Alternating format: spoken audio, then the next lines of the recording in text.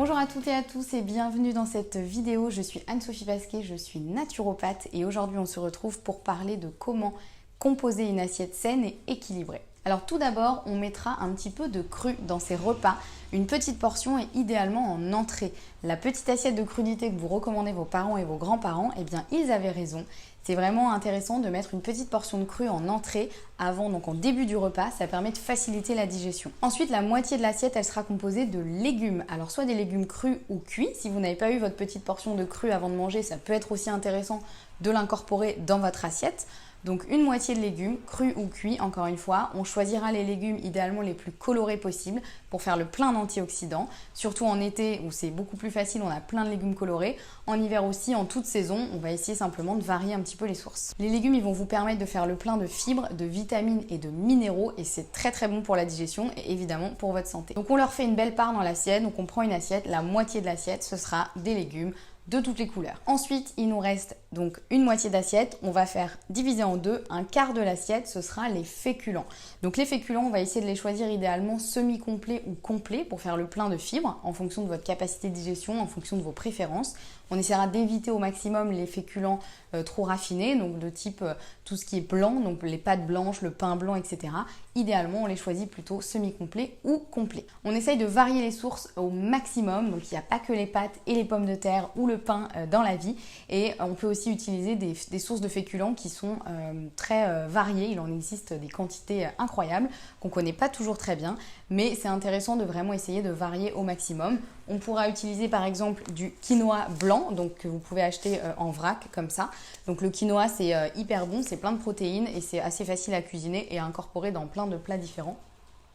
Et puis au niveau des pâtes, vous pouvez aussi être un petit peu rusé, un petit peu utiliser d'autres sources, comme par exemple les torsades de lentilles corail, ce qui vous permet d'avoir des pâtes qui sont riches en protéines, en fibres et en fer, puisqu'elles sont faites à base de lentilles corail, donc à base de légumineuses. Et enfin pour le dernier quart de l'assiette, on le composera de protéines, donc soit animales ou végétales. L'important c'est qu'elles soient de qualité, idéalement plutôt bio. Pour les protéines animales, donc on va essayer de privilégier la volaille bio, le poisson bio ou les œufs bio de poule élevés en plein air. Pour les protéines végétales, vous pouvez miser sur les légumineuses, comme tout simplement des pois chiches qui sont en conserve déjà cuits, hyper faciles à incorporer dans tous vos plats.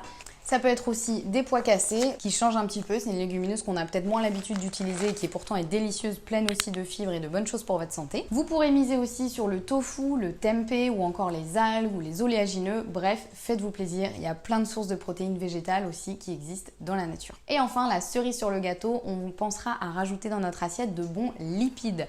Donc quelle quantité? On privilégie une cuillère à soupe d'huile riche en oméga 3, alors soit de l'huile d'avocat, de noix, de lin, de cameline, ou on peut prendre aussi un mélange tout fait comme un mélange comme ça, riche en oméga 3, qui contient de l'huile de tournesol, de colza, de lin, de chanvre et de noix. Donc ça vous permet d'avoir tous les bénéfices directement dans une bouteille.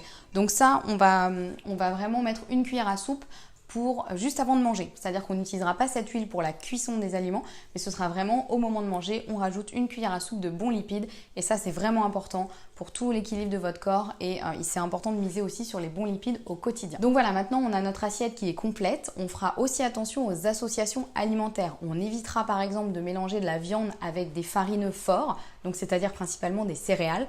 Donc l'assiette steak-pâte, on évitera. On essaiera plutôt de faire viande-légumes par exemple ou viande un féculent qui change mais qui ne sera pas une céréale. Et puis on essaiera d'éviter aussi les fruits en fin de repas puisque le risque c'est que du coup ils fermentent dans l'estomac parce que normalement les fruits sont digérés très rapidement. Donc si on les consomme en fin de repas, le problème c'est qu'ils vont avoir tendance à vraiment fermenter dans l'estomac et créer des ballonnements, des douleurs digestives, etc.